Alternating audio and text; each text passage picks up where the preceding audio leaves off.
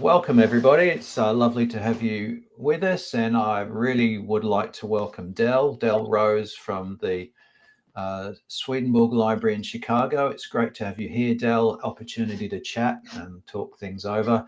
What I will say as we start, if anybody's watching live, if you have questions for Dell, you're able to drop them in the comments. We're live on Facebook and on YouTube for anybody who wants to have a chat. Feel free to drop something in and we'll put them into Dell at the appropriate time. But welcome, Dell. Thanks for joining us this afternoon, your time, this morning for us. And look, what I really wanted to start with your journey, and your journey with Swedenborg in particular. Now, clearly, you don't have an American accent. What's your heritage? So born in America. My mother's from America.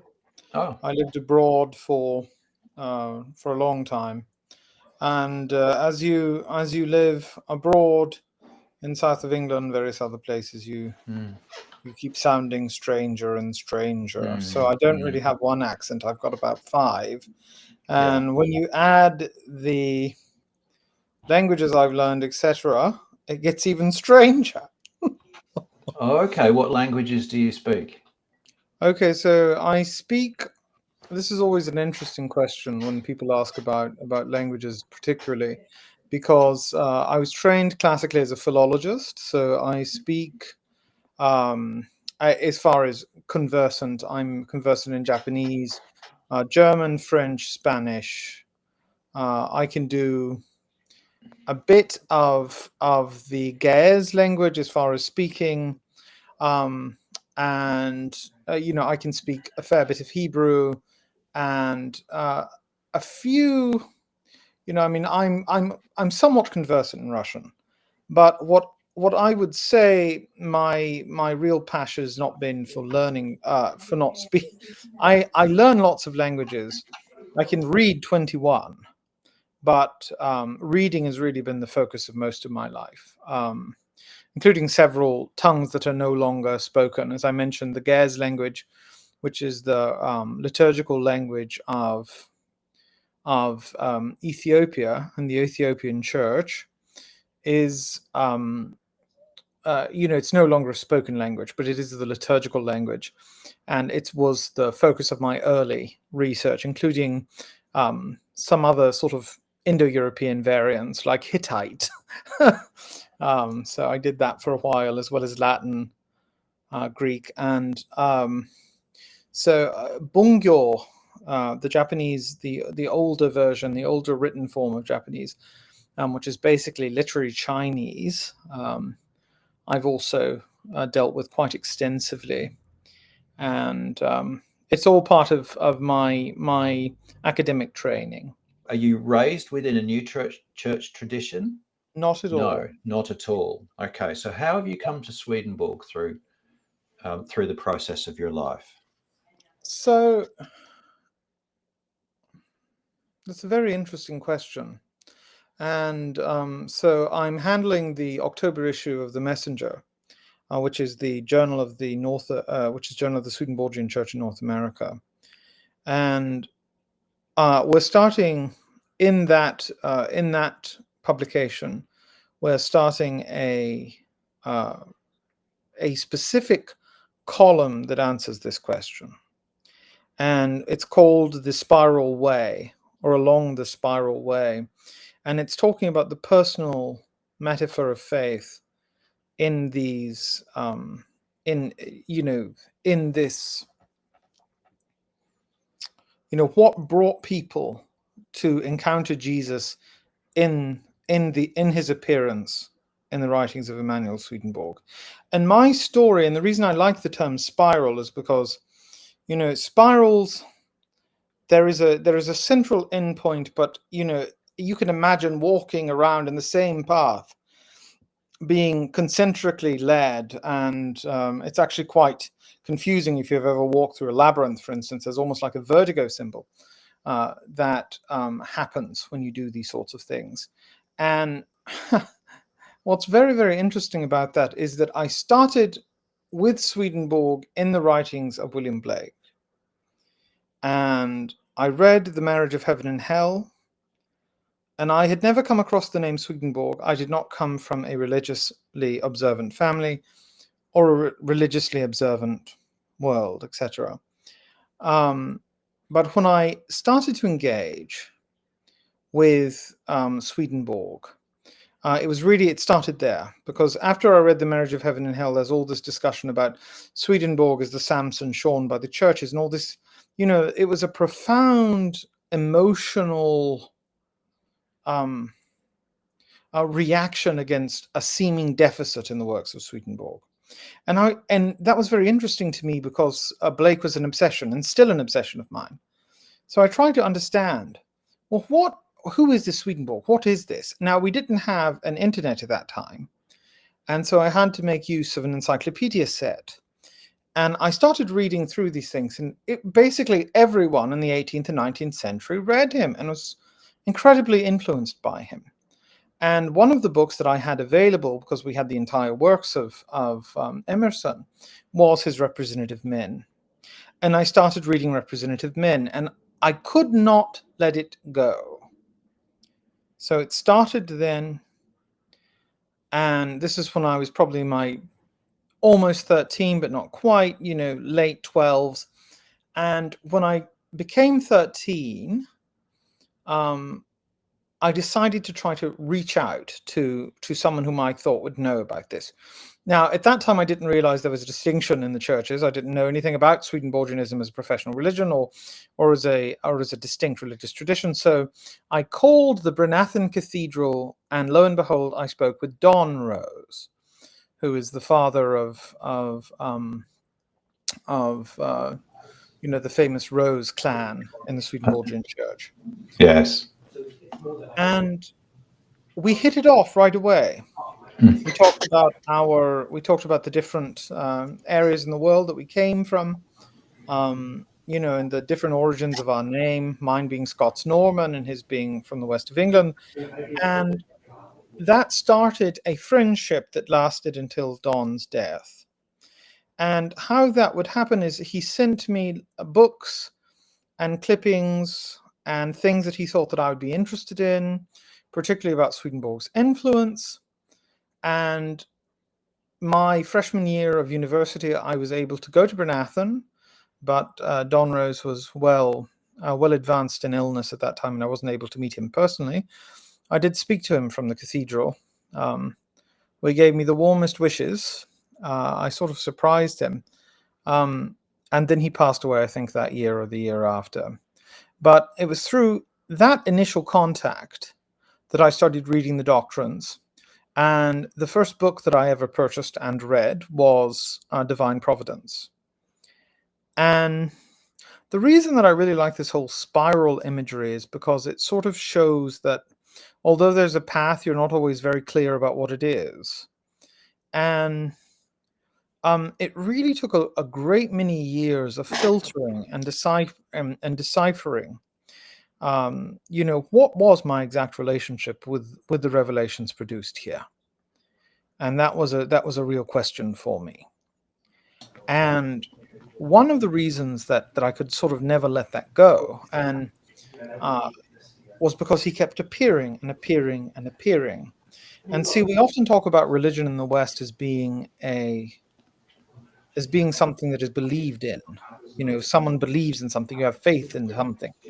But I think that's a very bad way of defining religion, because in fact, I find that some of the most deeply held religious convictions are often not something that are logically or reflexively believed, but something that you find yourself believing. And I know probably around this time that I began to lean more and more and more onto what Swedenborg had said. And what was once sort of an idle intellectual curiosity later became a much more in-depth curiosity. And I read through the entire works in my mid-teens when I was reading, my mid-20s when I was also reading through a variety of other texts, religious and otherwise. I'm all I've ever done in my life has been a student. I'm a scholar. That's my vocation in life. That's where I started, and I think that's probably where I'll end. So approaching things intellectually has always made a great deal of sense to me.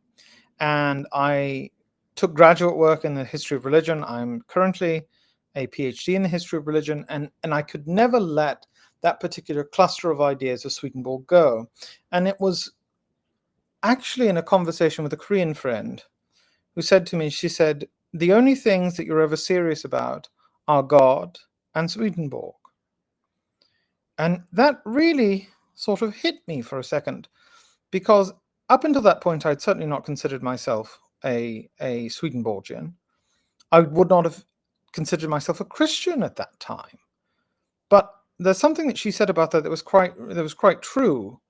She observed something that I was unaware of, and that was how seriously I took the tradition. Yes, yes. Often I think people are more perceptive about our nature than we are self-aware. Yes, yeah. Very, very true. Very, very true. Yeah, we sort of walk around blind, and the Lord gives us little hints here and there.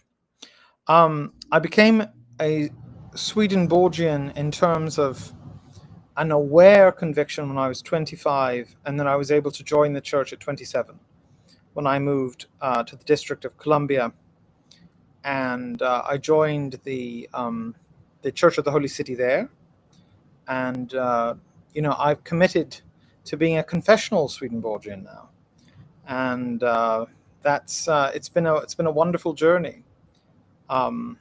And it's almost like continuing to reveal a part of yourself every time you have a conversation. You some way or another it comes out, and Yes. recently I've become even more comfortable with sharing it at academic conferences, which Okay. which before I wouldn't have done. And this past year I was at the International Association for the Study of Religion in Krakow this year, and I was surrounded by many senior scholars, and we talked about our religious experiences and what it was like to have an experiential awareness of Swedenborg's writings. Yeah, and you found that was as straightforward. You were not particularly judged for it. I mean, my impression of academic circles is, that kind of thing is taboo, very definitely taboo.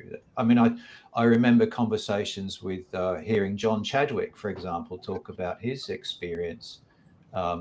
Basically being a closet Swedenborgian his entire professional life, and only coming out, as it were, in retirement when he felt secure enough to do so.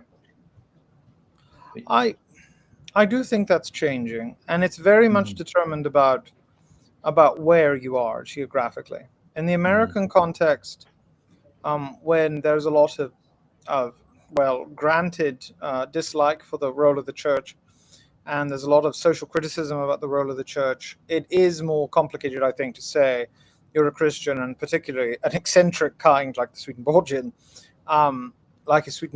But no, I do think that is changing. And what I think it's really important for people to realize is that the Swedenborgianism is a profoundly intellectual tradition.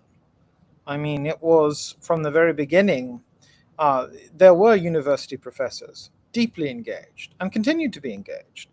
And it was at the sort of an avant-garde intellectual movement that in some ways my own work is to try to reclaim that. But I can't say that it wasn't without a certain amount of risk, because when I decided to come to Chicago, when I was offered to take over to work there at the library, there was a thought where I thought, will this end my academic, career? Will no one take me seriously from this point?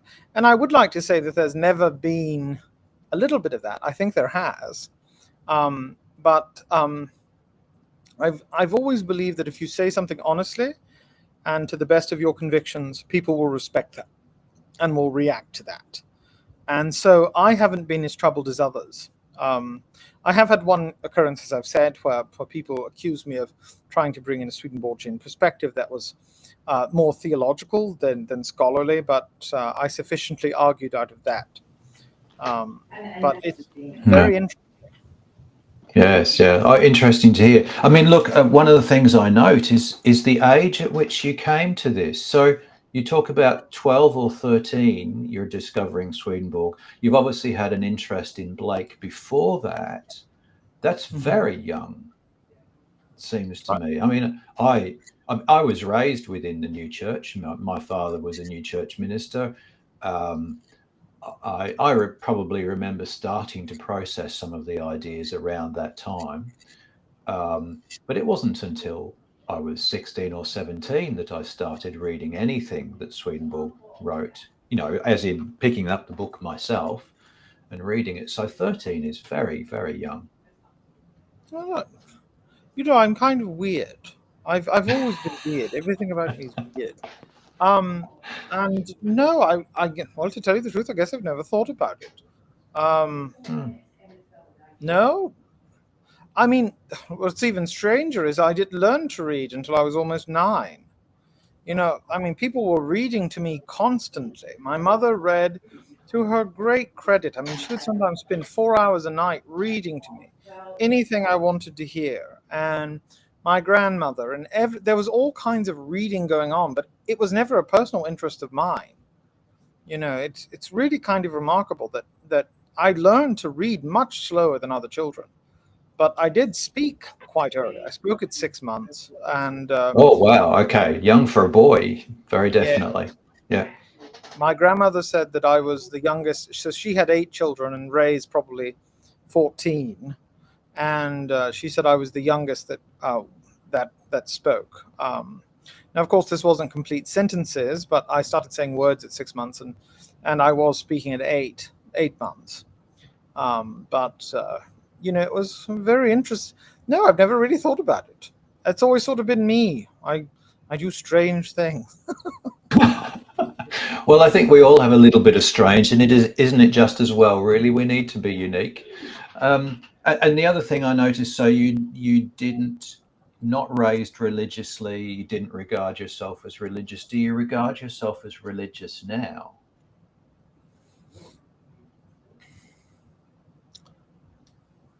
Well, there are a lot of people who try to make these sort of precious points about faith versus religion, etc. And the people who say, well, I'm not a person of religion, I'm a person of faith. I would say I'm both. I very much believe in the power of religiosity to inspire, to challenge. And I think in the sort of knee-jerk reaction I have to the world, I am profoundly religious, because I find myself ritualizing as much as I can. So yes, I would say, on a very real sense, on the deepest sense possible, I am religious. But I have never connected that with a sort of soft-headed view of the world. I'm actually quite known for being quite, I can be substantial. I believe that people should know why they're saying what they're saying, and they should have some intellectual conviction behind it. So in the last conference, I was accused of being too formidable, but Oh, okay. but so in that sense, it always depends when people say, well, are you religious? Are you not religious? I always ask, well, what do you mean by that? I work in a religious space, but profoundly I carry a religious idiom, and I try to convey to others how that religiosity can benefit their lives and improve who they are. I guess that's an answer to your question. I didn't think it would be this hard, actually. You're finding it hard, are you? No, I think, well, not so hard, but I was thinking, should I come up with questions beforehand? And he said, well, it's a conversation. And I thought, well, okay, well, it's a conversation. But yeah, it is. A lot of these I'm sort of like approaching from for the first time in some regard. Oh, well, it's good to have a unique and new experience. All the time, yes. That's excellent. If you're not busy being born, you're busy dying. So says Bob Indeed. Dylan. Indeed. Yeah, look, I think a lot of people, I think the people who contrast being religious with being intellectually rigorous tend to be atheists, generally speaking. And perhaps they've had particular experiences that have led them to that conclusion. But yes, being religious does not necessarily mean that you are not intellectual. I think that's for I mean, we read Swedenborg. I mean, at the end of the day, that kind of in itself. But I still think that there, particularly in the early '90s, you started seeing all of these Christian byproducts. So it's Christian fiction, Christian music, Christian film, Christian television, and what that often meant is less rigorous, less requiring. There was a greater sense that things were more acceptable. But to bring forth an argument that was also brought up by Frederick Buechner, the American Christian writer, former who was a Presbyterian minister, that he was very opposed to this idea of a Christian literature, because he said, if you are a Christian, you should write good literature. If you want to do anything good, do it with your absolute seriousness. And and I feel like the church itself should always demand that kind of rigor from those who are leading in it. And what I hope to inspire, and we talk about it, I'm the lay pastor of our little community, and we do services, etc. But the entire point is that we should always try our very hardest to maintain a level of rigor and intellectual clarity and conviction with what we're trying to do. And I am quite, it's unfortunate to say that the church very often does not do this. And speaking in the broad sense, and very often it's happy to coalesce to a certain type of language, but not actually push to see where this is going. Yes, I kind of think of this this propensity to come up with, as you say, Christian music, Christian literature. It's a marketing ploy as much as anything. And yes, there probably is a perception that the Christian music isn't quite up there in terms of the quality when it's compared with secular music. It's a smaller market. It's not quite so demanding on musicians. Literature's not quite so demanding on their authors, and so on. Yes, I think, yeah, I agree with what you're saying, I think. Yeah. So look, that then leads me on to your work now with the Swedenborg Library in Chicago. What is the Swedenborg Library in Chicago? So we are a public outreach of the Western New Church Union, established in the 1870s in the city of Chicago. So we are a library in the sense that we have an extensive collection, most of which is unfortunately not available to the public, but we do have a reading room. But what we try to do much more so than just a library is that we are a programming body. And what that means is that we offer cultural critique and cultural forums. So we invite speakers on religious topics from many different traditions. We don't have an inherent, we don't invite only Swedenborgians, or not everything has a Swedenborgian theme, but we try to center intellectual conversations around many of the same themes that Swedenborg was interested in or he himself had written about.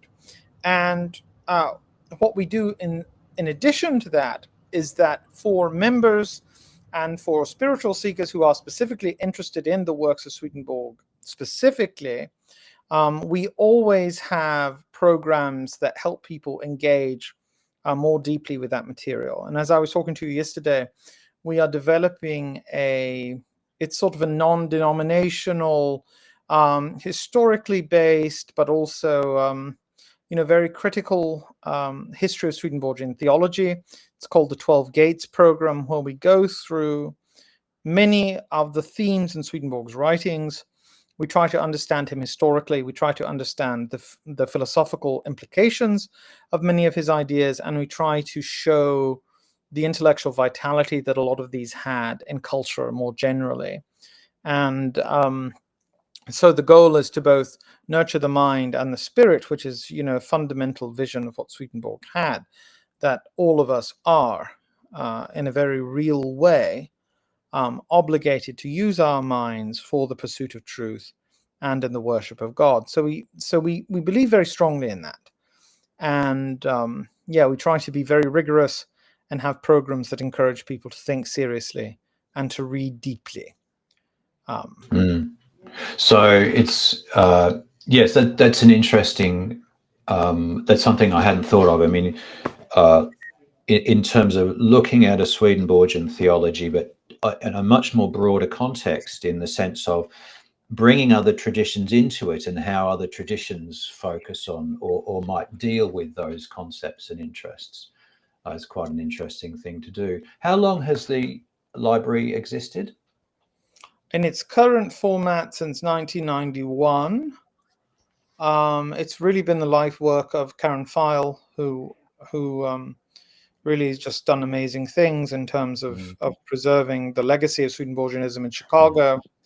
It's formerly attached to a church, but when the church dissolved in the early 80s and 90s, in the early 90s, late 80s, she had this vision of a place where Swedenborg's ideas could engage the wider public, and the library became the method for that.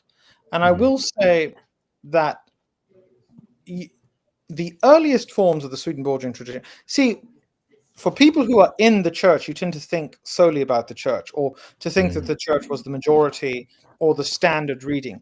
In reality, the non-ecclesiastical form of Swedenborgianism was always significantly larger than the Yes. church-based movement. Yes. In many countries, for instance, in France, which did not have a Swedenborgian denomination until, well into the 19th century, but that didn't mean people weren't reading Swedenborg. In the very first Swedenborgian societies in England, which were established, discussions about theology were also connected to discussions about philosophy and politics and poetry and science. We're trying to preserve that legacy. So, for instance, one of the very first public lectures on Swedenborg was prefaced by discussion of celestial mechanics from a Newtonian frame. Okay. And it was this weird world in which people from the highest echelons of society would meet from people from the lowest, and they would discuss ideas in a relative free and open way. And the religious element, which was sort of harnessed by Hindmarsh and other people that followed that, was actually profoundly resisted by many of the first generation of Swedenborgians.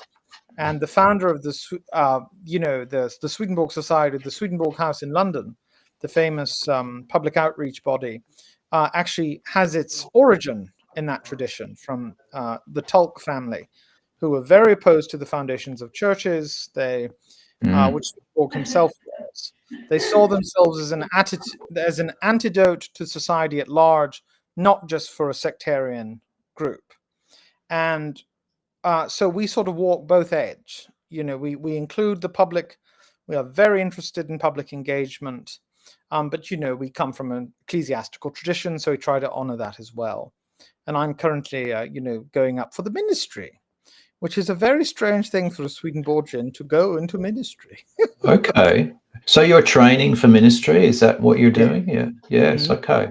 Oh, interesting. And look, so obviously you bring a very intellectual approach to the work that you're doing. How long have you been at the library yourself? I got there. We moved from Amsterdam last year in June. Okay. So relatively recent. Yes. Yeah, Okay. a little over a year. Yeah. Okay. So you bring this intellectual pursuit and intellectual interest to the work that you do. But has that been part of the history of the library prior to that?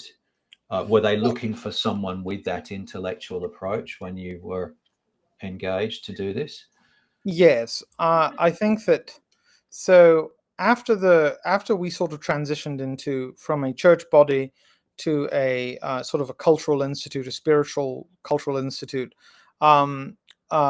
we connected, we being Karen and some of the early directors of the library were engaged in public programming through something called Common Ground, which was an interfaith group that tried to promote understanding between different faith traditions, and they were doing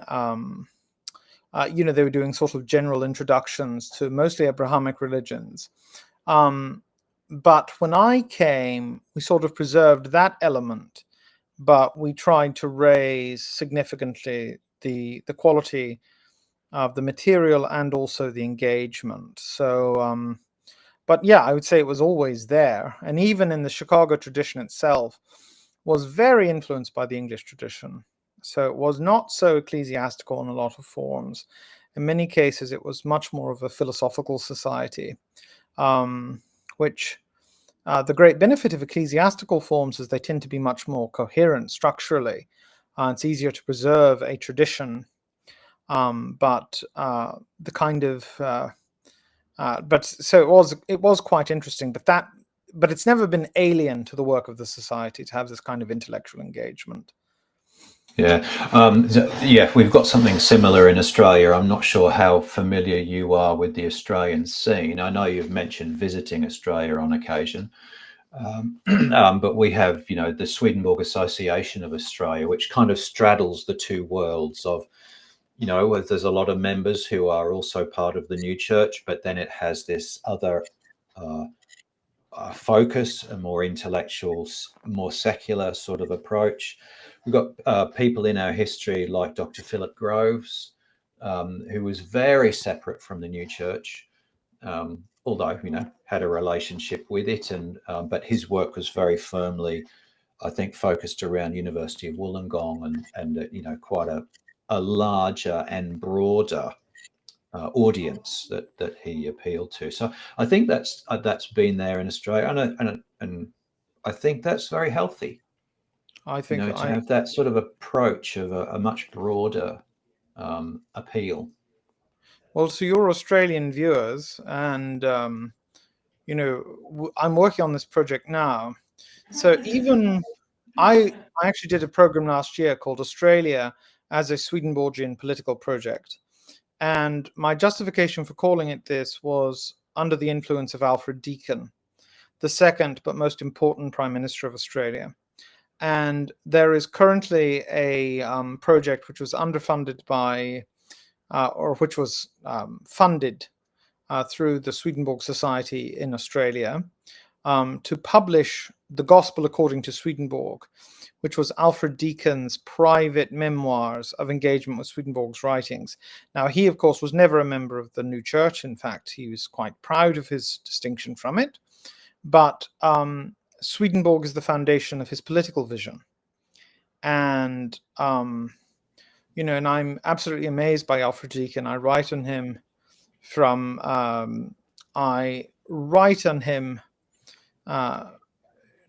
oh, hi. That's Roz, my dear Roz Roz. Taylor, yes. So what I try to do is to engage Australia very much, and we're trying to produce a very substantial academic work that deals with the Swedenborgian influence in Australia, which was much more than the church.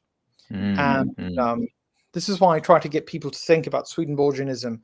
It's not a single tradition; it's many traditions. And it has this sort of conviction that Swedenborg's writings are important.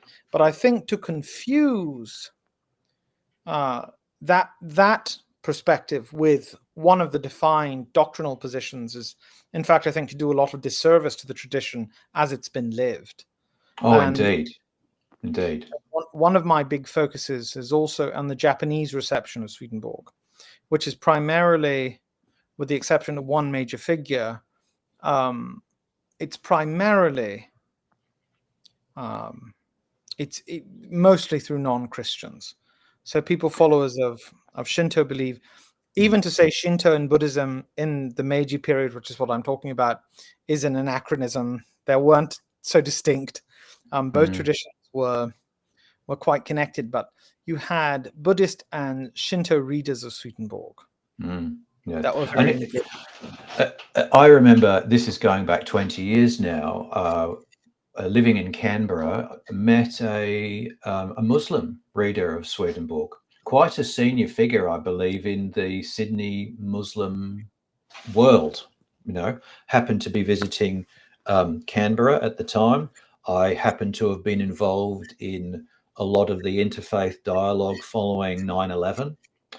And we got an invitation to a lunch from a Muslim family, and this man was here, and we got talking and discovered this connection. So we've got a reader I've just come across in Indonesia, who is Muslim, raised Muslim.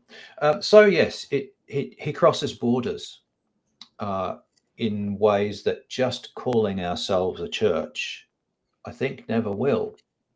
Yes. That becomes very limiting, doesn't it? So one of the things I wanted to ask you, do you have any meetings recorded around the Alfred Deakin work? Recorded. Yes, I mean, so I know with your series about Paul, which we'll get onto, you're doing Zoom meetings, which you've recorded and uploaded. Is there anything around the Alfred Deakin that you're aware of that you've done? So Roz was kind enough to attend when we did the thing in Sydney. I don't remember if anything's been recorded. Okay. I know that there was somewhat of a recording that Joe did, Joe Vandermeer, but I can't remember if it was uploaded to YouTube or not. But I mean, I'm very happy to do it again. I mean, I keep, one of the things that I do is that obviously, as you can tell, I'm a bit of a rambly person, and considering I got back from Spain on Monday morning, and I'm still not 100% even now. After 2 days of sleep, I still find myself blanking on names I should know automatically. But so I always have a script, and the good thing about having a script is that you're able to reproduce what you've done. Yes. And so the book, which we have contracted through, I actually don't remember the name of the publisher right now. It's an academic publisher. I'm doing an annotated version of the writings of Deakin, which I really want Swedenborg to become more of a awareness in the Australian project, because it was quite radical in its social vision. And Yes. and I think that very often Australia is sort of seen as a non-intellectual entity, when in fact I think it's completely the opposite. In many ways, it was the foremost, certainly a utopian experiment. Yes. It's Well, throughout. I will say I would be most interested to see whatever comes out. I am aware of conversations around Alfred Deakin in Australia. So maybe the Swedenborg Association of Australia has something of that material. Essentially, what I'll do is I'll see if I can find any links, and I'll post those in the description for people who are watching and might be interested. And I will also mention, if anybody's got any questions for Dell that they want to put, please drop it in the comments, and we're happy to share it and chat things over. So let's move on to Paul. You've been doing a series on Paul, and I know this is available on YouTube. Yes. What's your thrust here? What's your intention with the work that you've been doing on Paul? So my academic interest, I've basically had the same 20 or 25 things I've been interested in since I was 12 or 13. So I got a bit, I haven't developed very much as a person.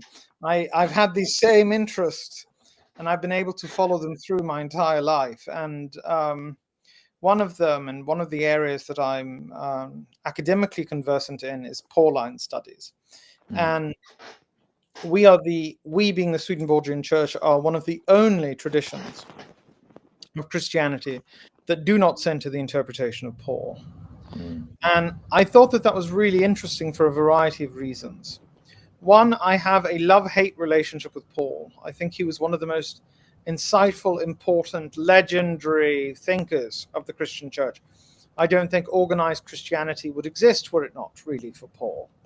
However, Paul is also, he's a creature with clay feet.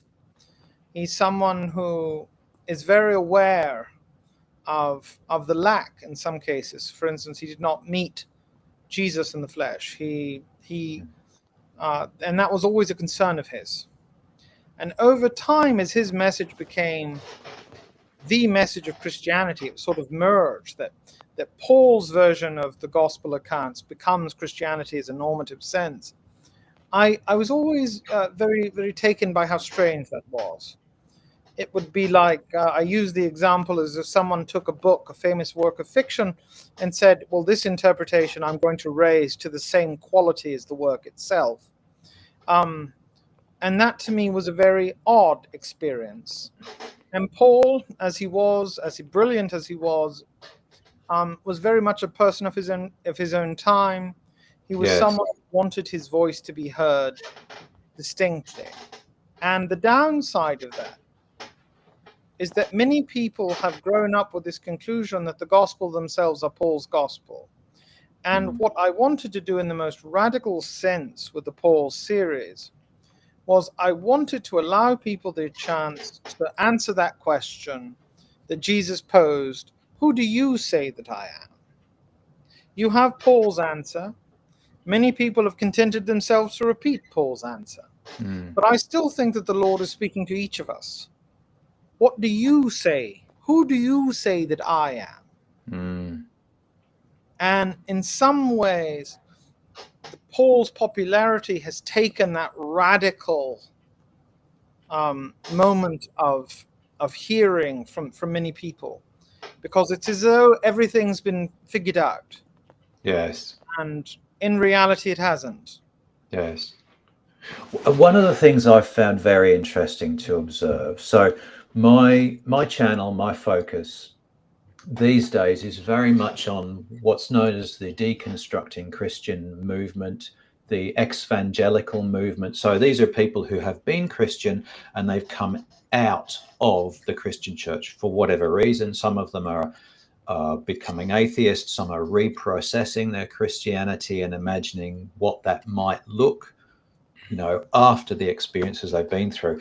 But one of the regular themes there is their criticism of Paul. And it seems like people are awakening to what's gone on here in terms of the church has just taken Paul on, as the very embodiment of Christian doctrine. And I've had conversations with people on Reddit, for example, where you try and say, there's a difference between what Jesus said and what Paul said. And, you've got to read the Gospels first and then understand Paul. And there's just no concept of that. It's as though they're one and the same. It is. So as I say, the ex-evangelical, the deconstructing Christian movement are recognizing this, the contradictions that are raised when you start to really get deep into the gospel and what Paul writes. So it's fascinating work that you're doing. And this is actually going to become a book as well. It's going to be the difficult. It's going to be the difficult apostle Pauline perspectives. Pauline studies from the Swedenborgian perspective, and it's my attempt to try to show what Swedenborg's critique is in this goal. And we should be very favorable to Bart Ehrman and some of these other people who've really tried to understand his famous book, The Orthodox Corruption of Scripture, for instance, is very good in this, that it shows that some of the original bizarrity of nation Christianity was answered through Paul's overwhelming authorial voice. And the fact that because he fundamentally broke with the sort of Jewish Christian identity and sort of expanded that quite dramatically to introduce some non-Jewish believers, it became the dominant view. But what I always tell people, and I'm not even going to deny Paul's influence in the Gospels, particularly in Luke. Paul is there as well. Paul is quite present. And but that doesn't mean that we should, of course, chuck out the Gospels or something like that. No, you can understand each of those, and using partly Swedenborg's writings, partly the insight of modern textual analysis, we can find some of these traditions of reception. And Paul's thought being so ubiquitous in early Christianity, we have come to forget that there was a 100-year period where Paul's voice wasn't the most dominant, but was one of many. And if you want proof of that, Paul's continuing polemic arguments, where he's trying to present himself, I am an apostle, called by no less than Jesus Christ. But he is reacting against an existing Christian interpretation represented by James the Just, the brother of Jesus, Peter, and the Jerusalem church.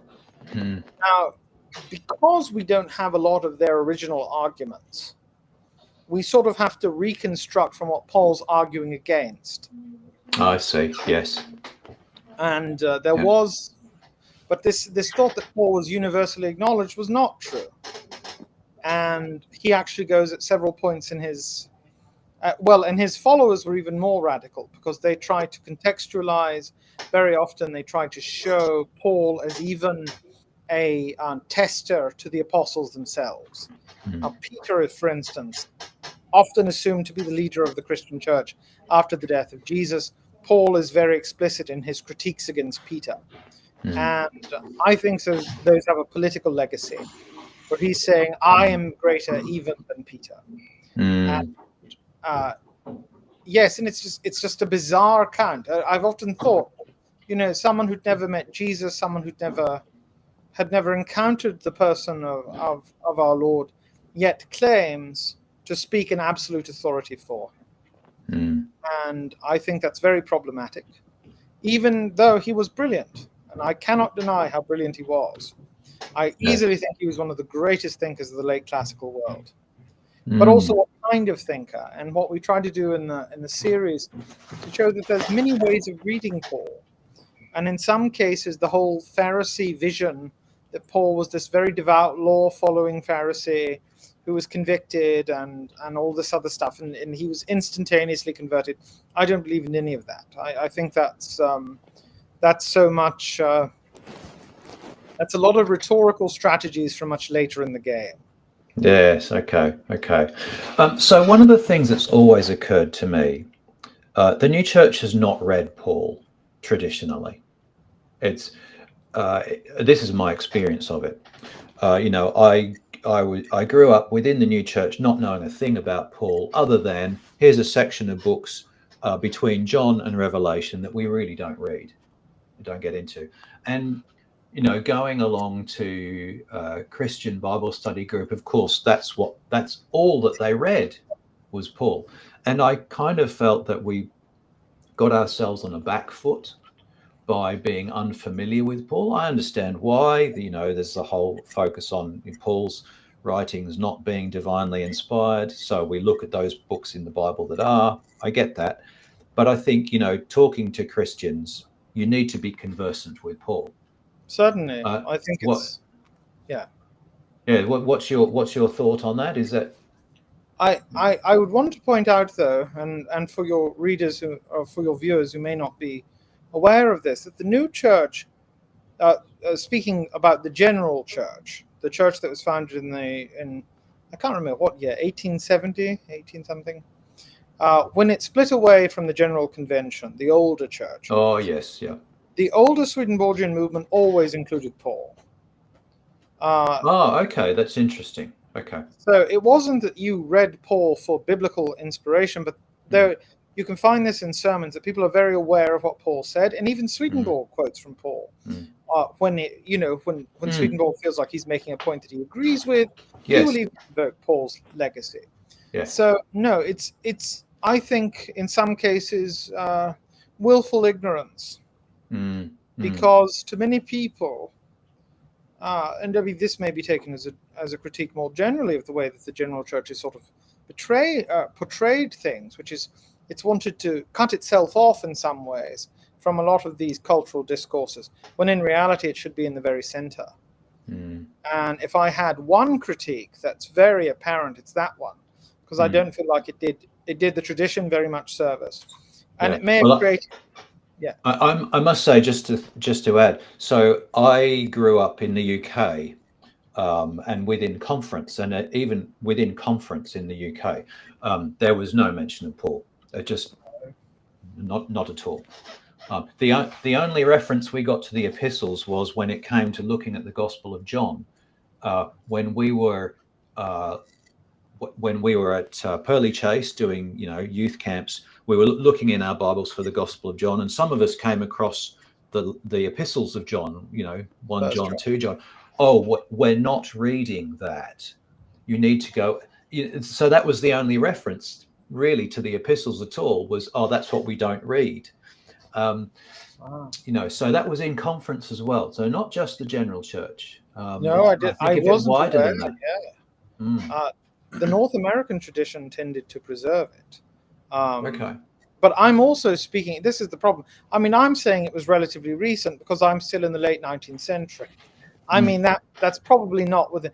I will say historically, let's say before the Second War, people who were of the general conference churches read Paul almost in I wouldn't say as a apocryphal work, but they were aware of his argumentation, and they were aware of the conclusions he came to. William Bruce, especially, a very famous British pastor. Yes.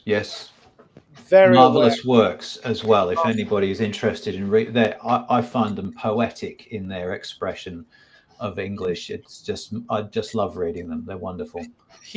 I think he's one of the greatest thinkers we've ever produced. But so he, for instance, is very aware, and Swedenborg is assuming that people who are reading his work would also know about Paul. He assumes this on many, many occasions. Yes. And I think that in some ways, what Swedenborg is trying to do is to provide an antidote to the way that Paul's approaching things.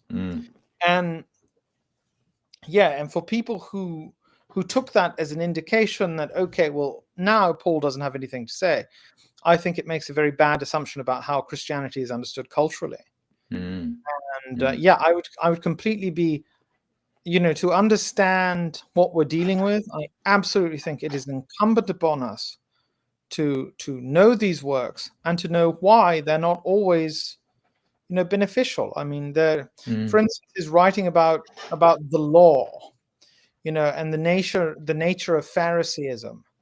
Pharisees occur throughout the New Testament. However, first of all, I don't use the term Pharisee for a variety of reasons, but you talk about the various forms of Jewish pietism in the after the building of the Second Temple. There were several groups that had varieties of interpretations behind the law and its function, but Paul turns it completely into this sort of soteriological discussion where either you are with the law or against it. Yes. And what that ended up doing was pervert for many, many years Christians' one, understanding about the traditions that would become normative Judaism, and two, it sort of imposed a very eccentric interpretation about what were the various forms of Mediterranean Judaism, and sort of became a congealed historical reality that wasn't really there. And that's been another one of my complaints, that Paul doesn't just define Christianity, he defines Judaism. And that's a real issue. And he makes Judaism seem to be a monolithic tradition when it was infinitely varied. Yes. Okay. So, how long have you been doing this series of Paul? How much further have you got to go until you finished? Oh, she's all done. We finished. I finished my last week in Poland, so I finished it last week, and it was 16, very recent. 16 weeks of fun, Wonderful. and adventure. Yeah, and all of those are recorded as videos. They're up on your YouTube channel. I'll put links down in the description for anybody who's interested in watching those. And they're Zoom meetings, aren't they, that you've recorded and then posted Yes. up? So here's another comment from Roz. My dad, Doug Taylor, published a book on scriptural confirmations of Swedenborg that includes some excerpts from Paul. Oh, Roz, I'd love to read that. If you have a PDF, send it to me. Well, there we go. Yeah, that would be a good book to look at. But yeah, it's I find myself now using Paul much more frequently. Well, the fact that I use them at all, it's much more frequently than I ever heard when I was growing up. And I'm very interested in the way that Paul sets his own journey out there, really. I mean, one of the things I talked about last week is, he talks about his spiritual battles. He talks about the things that I want to do, I don't do. That section, the struggle between the inner man and the outer man, I just find very interesting. And there are many concepts that that he talks about that I feel have some sort of a spiritual depth to them. I think he was very poetic. I mean, he was a tremendous thinker. Yeah, and I feel like Paul's very honest about the struggles of faith in a way that I don't think. Well, there is the great line in the Gospels, which I think is the truest prayer ever made. "O Lord, I believe, help thou my unbelief." And I feel like Paul very much addresses that. But what he does is that he's not just content to describe and address, he has to insert an answer. And that's how he sees himself. I mean, it would be different if he said, "This is what I feel." No, he raises his interpretation to the same level of Scripture, and actually says, if anybody disagrees with me, may he be cut off, may you be anathema. He goes much more so. He goes well beyond what I think would have been a much better frame of reference. If he just said, "Well, I'm trying to understand this Jesus event in the same way you are." But no, he goes on to say, Jesus's event is my event to interpret, and anyone who says otherwise. And that's what I'm really upset with. Might that be the source of the approach the Christian church subsequently took to disagreement with the whole idea of heresy? And you have to sort of fall down on one interpretation which is accepted and everything else is. Might Paul be the source of that? Well, that's a very tricky question that is not particularly easy to nuance. What I would say,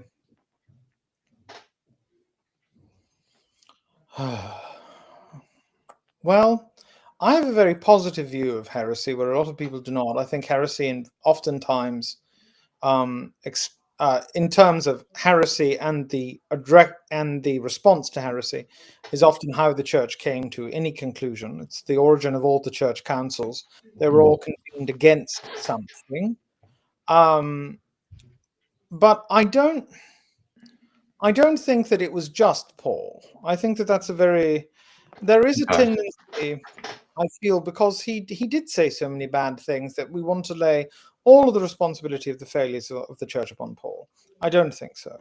I think sometimes it came from not understanding certain points that Paul makes.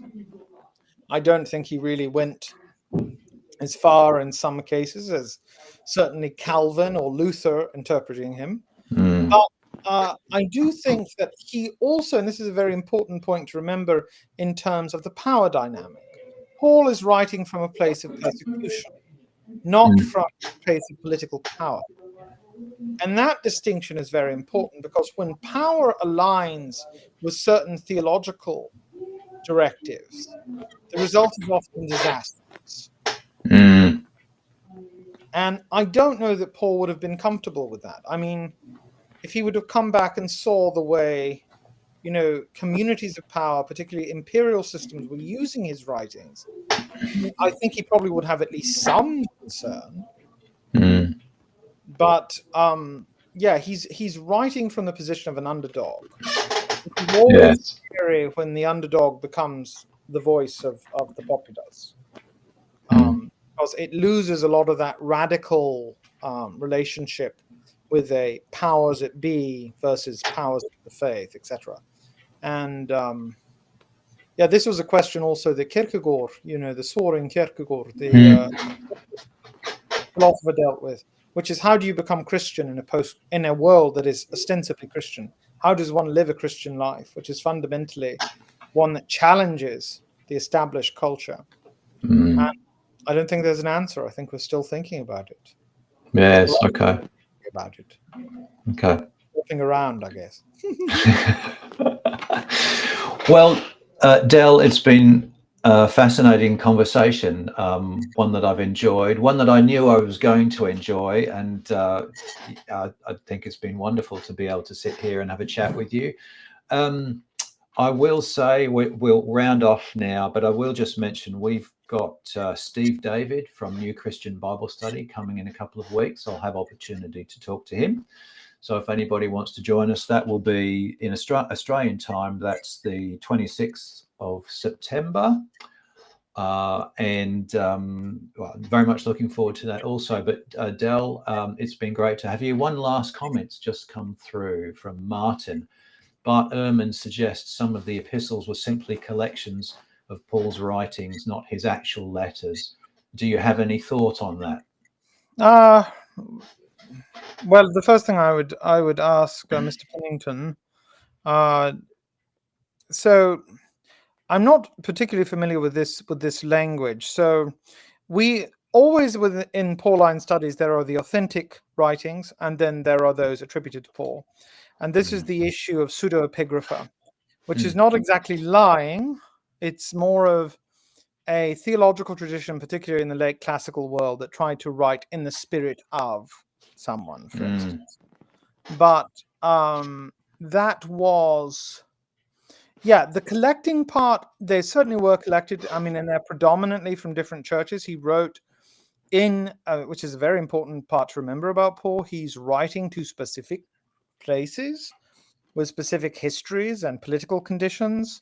So it's very difficult to extrapolate more generally about a highly specific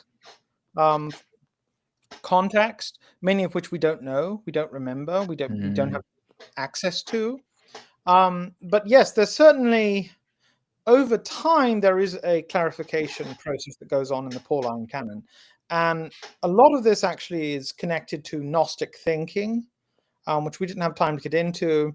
I'm very susceptible to Elaine Pagel's argument that Paul is also the father of Gnostic Christianity, or the various forms of Gnosticism in the ancient Christian world, especially because of his involvement in Greek philosophy, for instance. But yeah, that's a fascinating question. And I would encourage, obviously you're reading Bart Ehrman, I would certainly encourage you to look up Matthew Sharp's work. His recent publication came out last year, I think, on divination and Paul, which is also excellent, I would say. Okay. Well, thanks for that last comment, Dell. It has been a pleasure to talk to you. Lovely conversation, very enjoyable, and I hope we can have another one again sometime. I will put links to your Paul series down in description after we finish, so people can delve into those. And I will also say, if anybody's got any questions after this morning and want to put it, again, just drop it in the comments. I'll pass it across to Dell, and perhaps Dell, you can respond in the comments. Happy to. Very happy. That would be wonderful. But again, thank you for your time. It's been wonderful to have the chat, and look forward to the opportunity to do it again. Thank you. All right. Thanks very much, everybody. Enjoy the rest of your day.